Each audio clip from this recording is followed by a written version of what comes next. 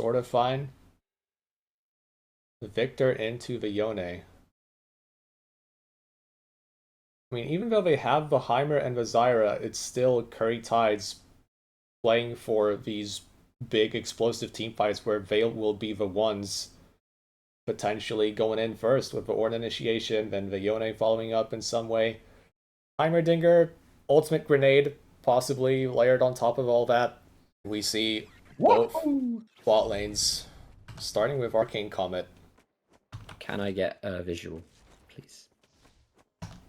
Oh, stream once again. That's right.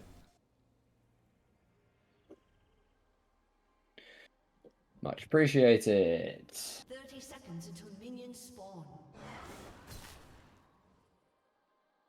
Crow winning the early poke war. A little bit unfair, considering, you know, Bilbo doesn't have any ranged abilities, but still.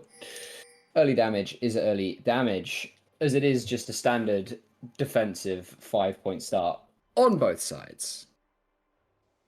And it's a defensive ward from Fat Rat on that side of the river as well. Is he actually expecting the Nocturne to try and invade the Wukong?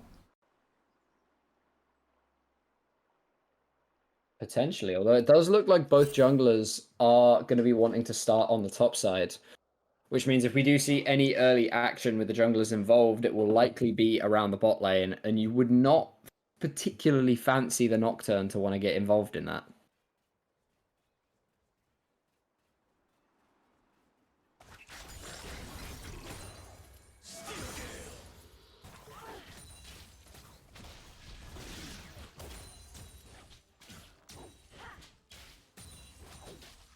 Alright, just gonna keep our focus on bot lane for now.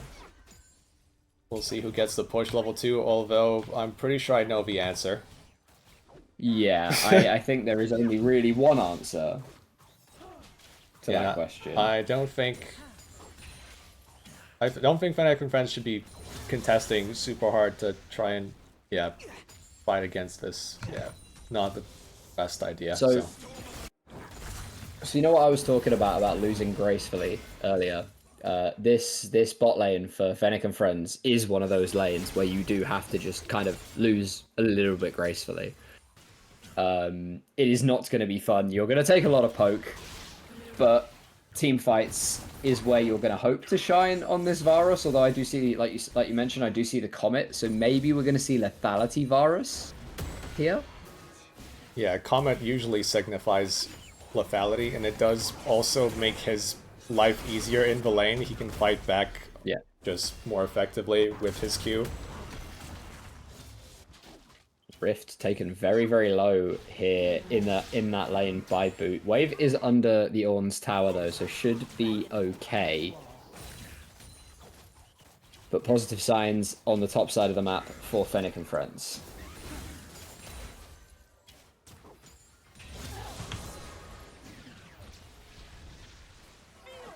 So again, it's just this just looks so unenjoyable to play against. Like, could you imagine you're sat under your tower, you have Heimerdinger turrets shooting at you, you got Zyra plants shooting at you, like, how sad of an existence must that be to just be sat under your tower watching that happen? Oh. As we do see Feb actually getting engaged on, rooted up, but does trade round the damage. The stun lands on to CL Fairy. But nothing gonna happen. The empowered shield and the trade back onto Rhyme. And that's actually a relatively even trade. Yeah, that's not bad, but Fennec and friends did take a lot of damage in the process. They don't have the teleport, and Heimerdinger does. So I think even if they trade equal amounts of HP, the mage bot lane should still come out ahead in the short term. Big fight for Scuttle. Going 1v1. Nocturne has red buff though. I think Bilbo was able to steal the Scuttle away, but the red buff making all of the difference. Crow flashing after and taking first blood, winning the 1v1 with Mr. Bilbo. Fat Rat now potentially under threat here. Wibbly looking to move forward. The Nocturne not close enough, but Wibbly with the knock-up catches it. The Duskbringer as well. It's a second in the mid lane, avoiding a second tower shot to stay alive. Fennec and friends, was it worth it? It's one skull crab. Oh man. I didn't realize we had Blabber in UNL. It's like Victor does not like having this much commotion around his lane, and that's one kill to his lane opponent and one kill towards the Nocturne, who will get to level 6 even faster, so bad news for Victor.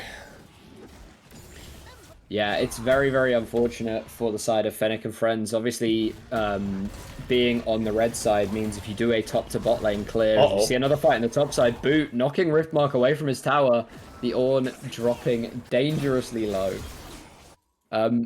But yeah, being on the red side, you do take your blue buff second, which meant Bilbo had the blue buff available, Crow had the red buff available, and the extra true damage coming through from the red buff on top of the slow really helped the Nocturne in that trade.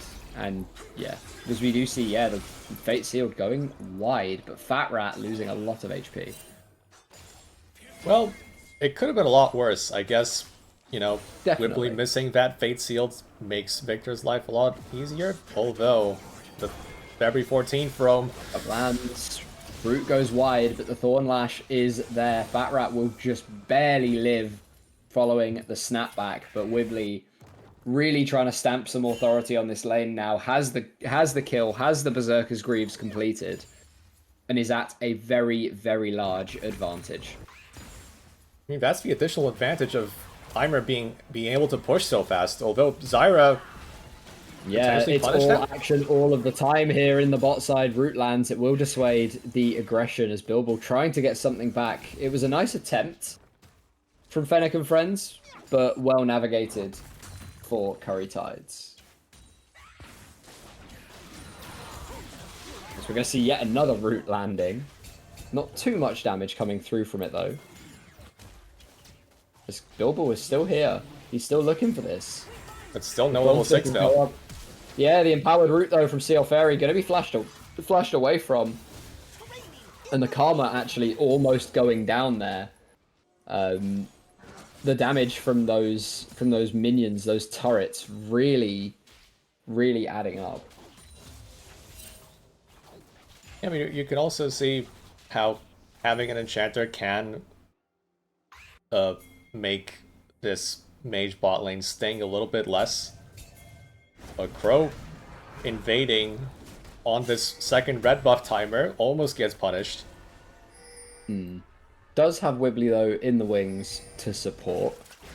And that Yone feeling pretty good as we do see the Paranoia first Nocturnal of the game going through. The Fate Sealed on to Fat Rat. The Victor is dropping, but a very nicely timed Cyclone will actually resolve in Crow going down. Fat Rat picking up one.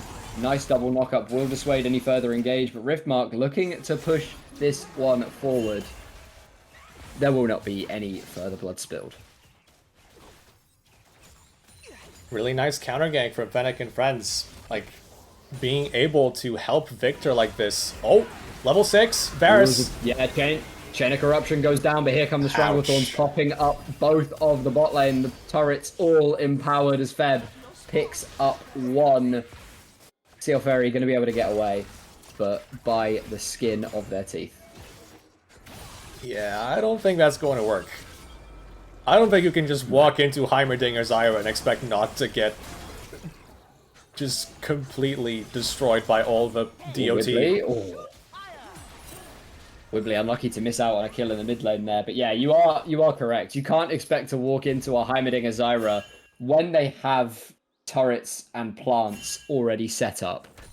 As soon as they are set up in an area, you kind of have to just give up control, or you have to poke your way into the area using those piercing arrows. And as we go later down the line into this game, it is going to be really interesting to see how both of these teams choose to play around objectives, because like we just mentioned, if Curry Tides are able to get into an area, Zyra is able to lay the seeds down, Heimerdinger is able to place those turrets down, it gets incredibly difficult for Fennec and friends to walk in to contest and to actually be able to try and fight on these objectives.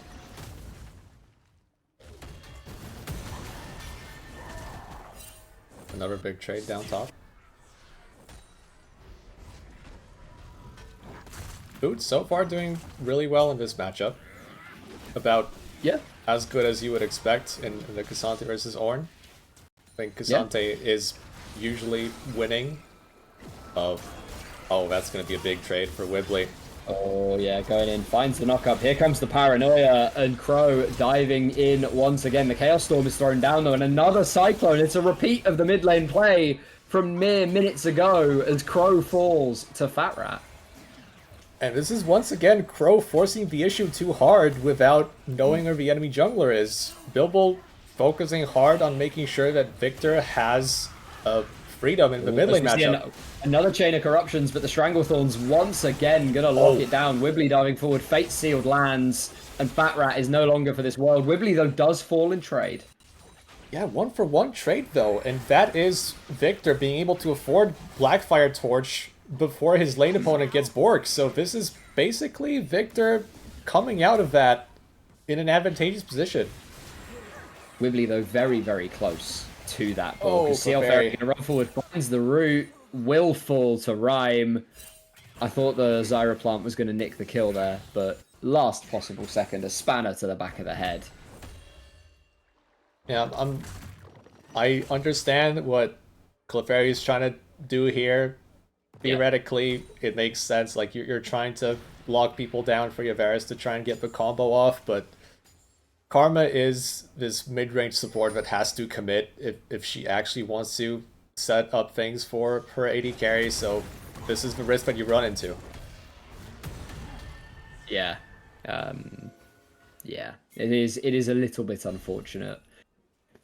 But the Victor, as you mentioned, has that Blackfire Torch already completed, is the strong point. As we see another play up towards the top side here, the Call of the Forge God comes down, not able to be reactivated by Rift Marker's Boot, all out, looking to fight this 1v2, is going to do a very good job of keeping himself alive.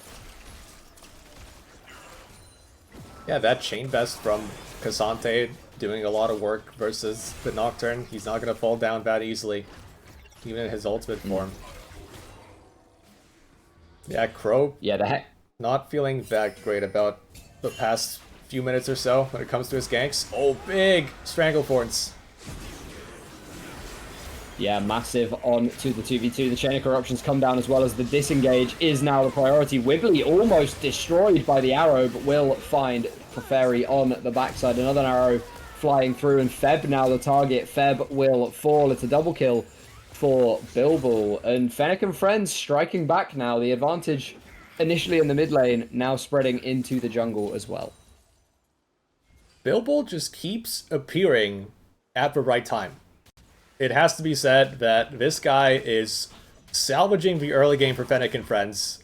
He's keeping his lanes mostly healthy, and he's also like building up a lead versus the Nocturne, and you know, having that early Triforce spike, he's going to be a big problem potentially for the Curry Tide's backline, or even, you know, the people who are diving in as they try to attack the backline of Fennec and friends.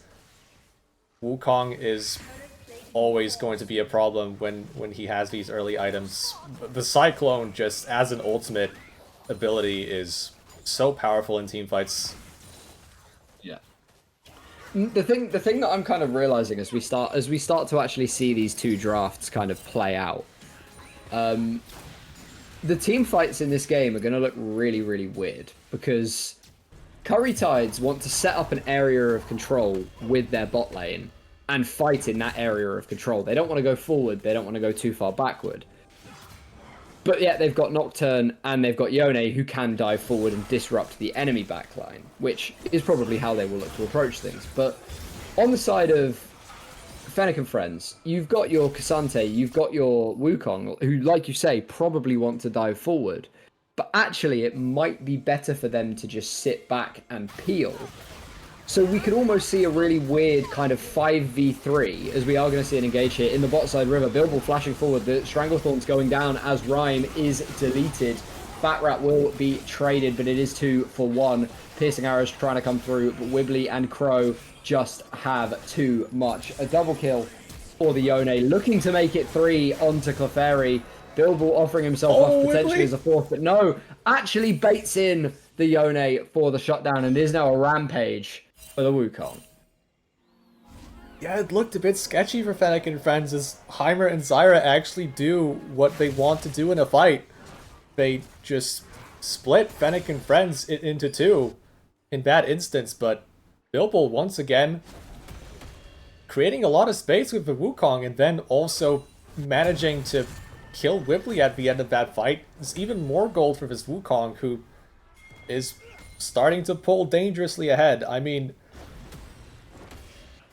Curry Tides, Nocturne and Yone, they will want to dive in, but how much will they be able to do realistically if they just get met, if you're just met with this Wukong, knocking them up, disrupting them into the Victor damage? We'll have to see, but now it's Curry Tides onto the dragon.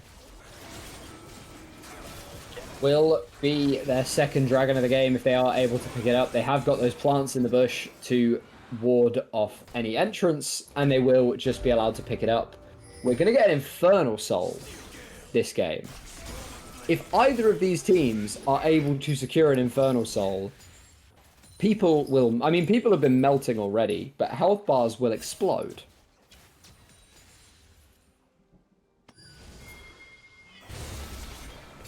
It's a trade of objectives here, as bot lane tower will probably fall next. I don't think Fennec and friends can stop it. Oh, and now immediately attacked by the Nocturne. Yeah, the paranoia coming in as we do see Clefairy feared back into the waiting arms of Rhyme. Another root is going to land as well, and the virus will just be shut down. The advantage now in the bot lane will start to grow. This Heimerdinger becoming a problem. Yeah, it's starting to feel like... We'll have to see what happens in the team fights, but it's starting to look like a situation where neither team will really benefit all that much from diving in. Yeah. This is what I was kind of saying before the fight in the bot river, as we are going to see another play here in the top lane. Call of the Forge God goes wide from Riftmark, but Whibley and the Ornn should be able to play this out nicely. Kebab Consumer will go down as Fat Rat joining the play here on the top side. It's Whibley in the 1v2 as Crow now joining the action. A double kill on to the Yone, but Crow will be given the final kill. Okay, if Yone gets that much gold, I'm starting to... I mean, it's a 2-item Yone at 17.5 minutes, man. Like, it is kind of cooked at this point, surely. It was looking okay for Fennec and friends until now. Now I'm starting to be fearful about their chances. Yeah. Yeah. But, you know, it is about a 3,000 gold lead. It is not insurmountable. Crow here not able to take away the Raptors. Herald is dropped in the Raptor pit, though, which is a decision, and then piloted into a wall. So Bilbo should have his driving license taken away. Will still get the charge. Oh, no, it won't get the charge. No charge. Okay. Oh, what, if you drive it, you don't get the charge?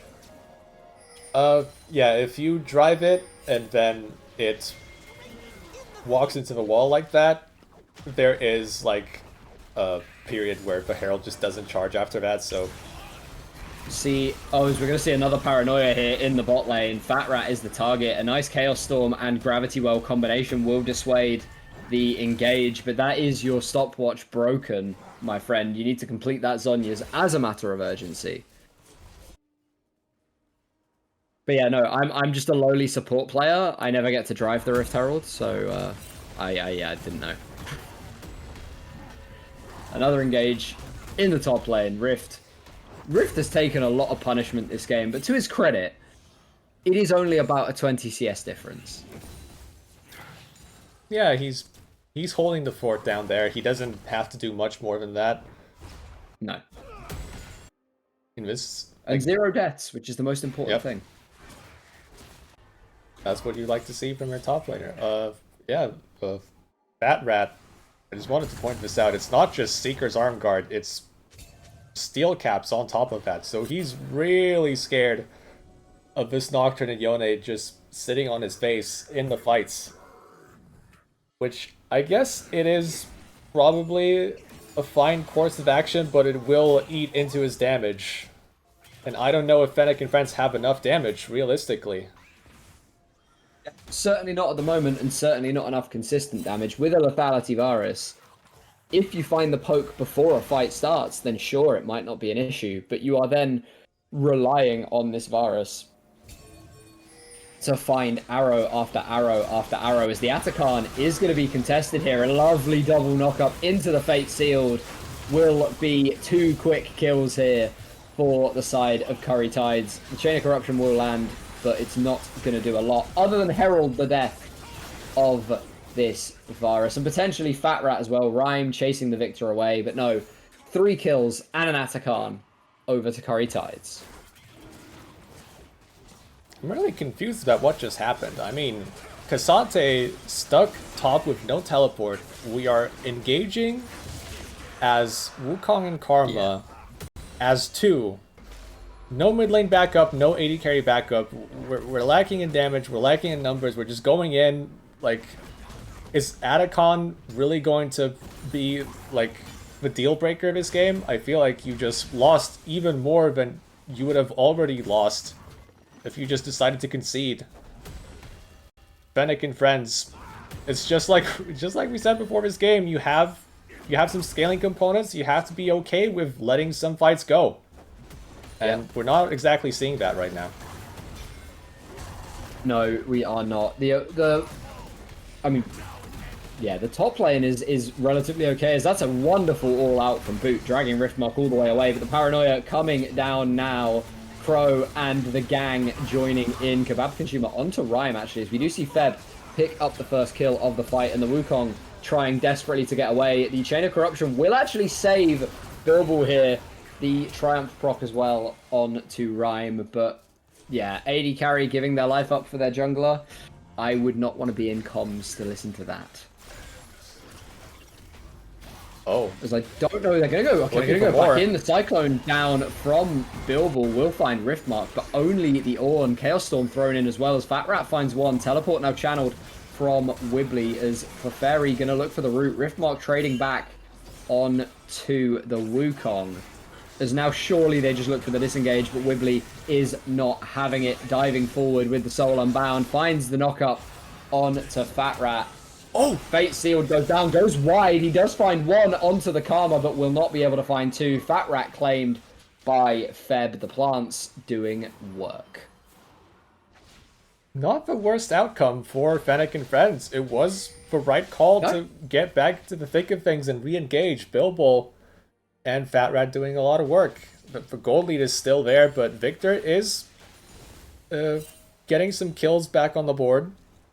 7, 5, and 1. Looks like he will be potentially the primary carry right now for Fennec and friends. He will have a lot of responsibility in these fights. He's going for Leandri's next as his 3rd item. He will be very tanky with his setup. Well, as tanky as he can be versus a Yone. But like you mentioned, it is concerning as to, you know, you're going to have all of these tank stats. You're going to be really, really hard to get rid of. You're going to be able to survive and get damage out across the team fight. But are you going to be able to do enough damage across the team fight to be able to contribute enough to get your team over the line? And so far, I don't really feel like we've seen that, as we are now going to see Bilbo Dovon again, the fear being channeled, but will just be dashed away from. And at this point, when you start to kind of lose your own jungle, there's now Wibbly going up against Boot in the 1v1. But yeah, when you start to kind of lose control over your own jungle, it gets very, very difficult to come back into this game, because you just lose so much safety out on the map. That's a big Heimer flash that was just burned by Rhyme. I mean, that is perhaps one avenue for Fennec and friends to get back into this game. Try and attack the bot lane while you still can. Yeah. Maybe if they find an angle while Yone is still in the side lane busy taking down towers. I think that is the only opportunity they really have. Or they just attack Yone right now, but I don't think that's gonna amount to much. Well, we'll see. The Paranoia goes down, and Wibbly and Crow, the Bash Bros, Oh! diving into the fight. We are good. going to see a very nice pull through, though, from Boot. They do take the Yone out, and with the Yone removed from the fight, this could start to turn, but no. Curry Tides, recognizing that their main damage source is no longer available, will back away and potentially look to threaten the Baron here. That's a big death timer for Curry Tides. They are on it. But yeah, they will just There is start. no vision. Yeah, they will just start it anyway because Pyra and Zyra provide so much DPS to neutral objectives, and Fennec and friends are too busy setting up for this dragon. Yeah, with Soul Point 25 seconds away, I don't disagree with the decision from Fennec and friends, but it is going to be Baron over to the side of Curry Tides. Really nice identification that they are capable of doing that, and there is no vision in the area. Nothing wrong with that at all. I do want to see Feb and Rhyme look for a base here before the Drake, though, which could give an angle over to Fennec and friends. Last possible chance for Fennec and friends to pull the trigger. It is no. Rhyme does not want to walk into that river. Ah, now they know. You feel if Okay. Rhyme had taken maybe another step or two forward, that they would have pulled the trigger. Oh, there. Rift on the Mark, flank. though, yeah, on a massive flank here on the Ord. Is going to get jumped on now, but Really he behind is him. so tanky, it's not going to do anything. Big knock-up potential here, but no, we'll be stunned out of it. The Paranoia going to be thrown down. Will dive on to the Wukong. Gravity Well goes through, and it's just going to be a big chunk onto the top jungle of Fennec and friends. No blood to be spilled. Dragon Soul on the cards here. I think if you're Fennec and friends, you have to just let this go. Wibbly will make sure that they pay for it, though, as the first casualty of the fight is going to be Clefairy. Billable to fall. Feb does get taken down on the backside. A boot into the backline will find Rhyme. Dragon Soul is picked up in the midst of all the chaos, though, by Crow. Rift finds a really nice knock up there. And they do mop the fight up 3-for-1. Yeah, once Fennec and friends frontline was chunked just like that, it was already super hard for Fennec and friends to approach, get into that river, and yeah, Curry Tides with a pretty easy take. Fennec and friends tried to get in there at the end of the day, but it just couldn't happen. Yeah, another Paranoia comes down, though, and that will just be a kill picked up by Crow. Yeah, you can't step forward on any champion when there is a Nocturne on the enemy team. It's just super obnoxious for Fennec and friends to walk anywhere at this point. Yeah, yeah. Well, yeah, I mean, there's an 11 kill Yone on the enemy team. If he's on your screen, you're probably dead.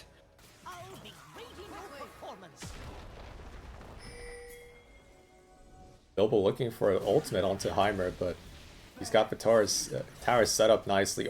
Oh, that was just like some tower, some turret hits, some Zyra damage.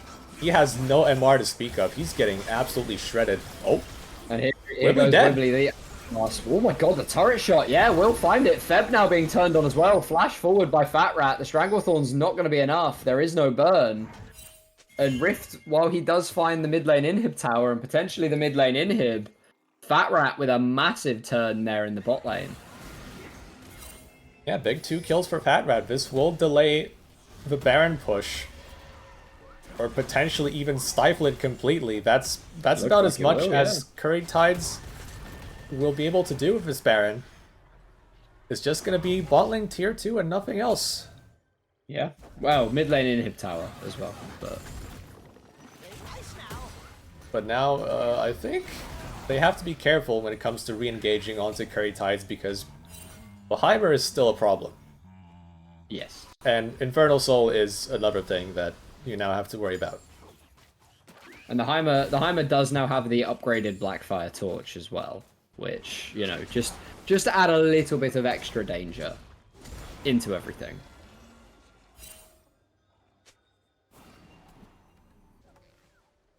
Then holding on, but how much longer can they do this for? I feel like we're delaying the inevitable. I still don't see a scenario where Fennec and friends can actually just start pulling ahead here in the fights. Maybe I'm a hater. I don't know. I'm trying to think about how these fights might play out and like picture it in my head. And the best way I can think of the fight playing out for Fennec and friends is if Wibbly and Crow dive too deep. And they almost force Rhyme and Feb to fight outside of their zone of control. But I feel like that's so difficult to do that I don't know how possible it is.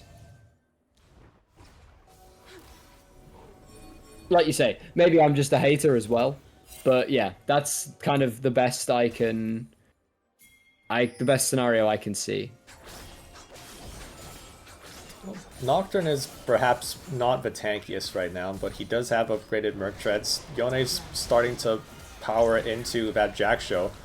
Oh, Nocturne diving in. Yeah, this is what I mean. Crow potentially diving a little bit too far forward here. Will be able to find Bilbo, though, on the flank. Not going to be able to get away with that one as Wibbly doing all of the damage onto the backline. Inhib will fall in the mid lane. It is now a 5v4. It doesn't look like they're going to push any further, though, with the numbers advantage. Baron spawning in 30 seconds. Elder Dragon about a minute after that, and that may be where we see this game end. Yeah, as long as Curry Tides have control over the top side jungle, I just don't see Fennec and friends having a whiff of this Baron. Especially if Casante's dead. But I don't think he is. Oh, he might be. Or an ult. And another Paranoia thrown down as well. Crow threatening that dive forward. Not going to be able to take it, but the threat was there. It is just another tower, but now they can just back off, run through the jungle, clear all of the Fennec and friends vision, and then just do this Baron. We talked earlier how quickly the Heimerdinger-Zyra duo take this objective down. Yeah, it's like 10 seconds. And that's it. The Baron's gone. Yeah. Maybe even less than Melted. that. Elder Dragon now coming up. Curry Tides, even if they don't get there first, they should still be able to just muscle their way into the river. Yeah. But they won't have the same zone of control on top of the objective we met. Oh, this could be big. Nice route there onto... Wow. Oh my god. And now Crow will dive into the backline, causing havoc. One of the fear on Say already as the Stranglethorn's going to force the stopwatch. Fat Rat not able to do anything. The Forge God is called onto Clefairy, who will flash away from it. And it's now 3-0 on the fight. 5v2 left standing. An interesting teleport there for Rhyme right into the middle of danger, but it will not matter. Boot will now fall after going all out, and the Nexus surely quick to follow. And it was a good early game from Bilbo, but that was pretty much like one of the few shining lights for the team inside of this game. Like, once we got into the mid game, you could see just how difficult it was for Wukong to find angles in this game.